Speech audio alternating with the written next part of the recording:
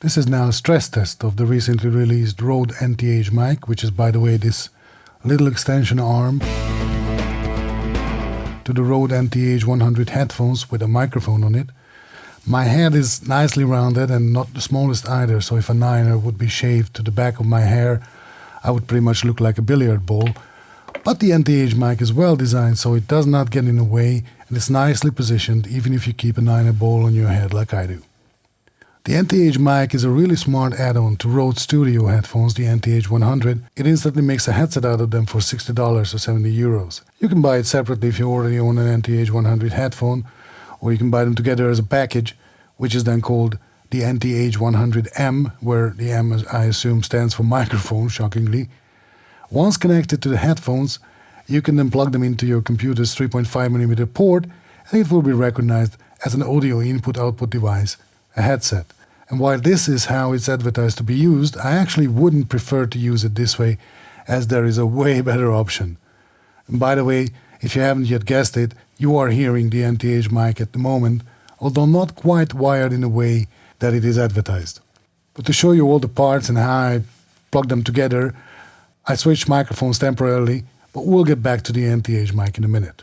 The NTH-Mic comes with a TRRS cable, which is different to the standard headphone cable that you get with the NTH-100 headphones, in that it can carry a microphone signal as well, thanks to the second R in its name, TRRS, versus TRS in the normal headphone cables, and that is how it should theoretically go into your computer. Just plug it into your computer's 3.5mm input, and off you go.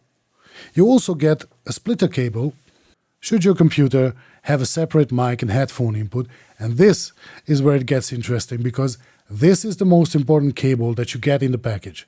It opens up all kinds of interesting possibilities. Some of you may have asked yourselves, why is Rode betting on the 3.5mm connection? Why didn't they make a USB headset instantly, like Audio-Technica is doing with its new ATH M50X STS StreamSet headset? Well, because Rode has an existing solution for it, and I wonder why they did not elaborate more on it, as this is, in my opinion, probably the best way you can use it. Namely, to use it together with the tiny Rode AI Micro interface. Not only will it turn it into a USB mic and headset, but you instantly unleash the power of the amazing RØDE CONNECT software too. And RØDE CONNECT, I'm not getting tired of repeating this, is the most versatile and powerful free multi-track podcast recording software out there, which allows you to plug in 4 compatible Rode USB mics into the same computer, gives you 8 banks of 8 sound pads, 2 virtual channels with built-in mix minus for remote dialing guests, and a multi-track recorder at your fingertips. You're welcome. Back on the NTH-Mic. Other than that, through the AI micro interface, RØDE CONNECT gives you some options to make the NTH-Mic sound better by adding live voice processing to it. You can switch on a 75Hz high-pass filter or low-cut filter, which immediately cleans up your voice a bit.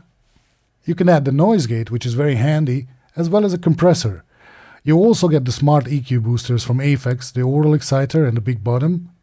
I don't really like to use the aural exciter, as it brings up the sibilant sounds in my voice, as you can hear it, and my S's can get quite pierced, so let's just leave it. And the big bottom beefens up your voice in the low frequencies, although I think it's quite overboosted. The downside of all of this is that they are just on and off, you can't adjust them at all. So if you want to engage the big bottom, then I'd suggest right away to switch on the low-cut filter to 150 Hz instead, to offset it a little bit. But I just found it easier to just leave it switched off, and it's quite nice sound that you hear with the noise gate, with the low-cut filter and with the compressor already. What you also get is that you can play and record any sound that is coming from your computer on the system channel. And here's an example YouTube video. Let's start it. And you can see that is coming through on the system input, which I can then regulate with the fader or even mute and unmute it. If you're talking about end-game broadcast or podcast microphones, the ones people would ultimately tend to get to record their podcasts or YouTube videos, then I can also assign the virtual input channel to, say, GarageBand, and play a little loop that I've just thrown together from Apple Loops, and there you go, I have a background music looping there for me. Same as with the system channel, I can adjust its volume as I like.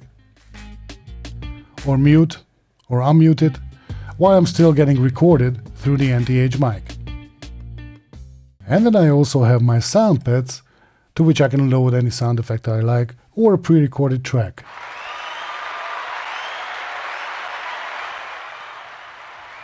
Also, you can set the AI micro as your audio input and output channel in a third-party communication app like Microsoft Teams or Zoom, and everything I just showed you will be heard in there. And you can record all this if you wish in multi-track, so all channels will have their own audio files that you can later tweak in post as much as you like. And speaking of things that you might like, if you like this video, be so good to give me a like and also consider subscribing for more of this kind of content. So let's look at the cost briefly. The NTH-Mic is $60, the NTH-100 headphones are $150, and the AI micro is $70. So all in all, it's $280. It's not cheap. What you get for your money is the modularity and versatility, and most importantly, compatibility to Rode Connect, with its practically infinite possibilities of routing, mixing, and recording. I hope you enjoyed it. Bye for now.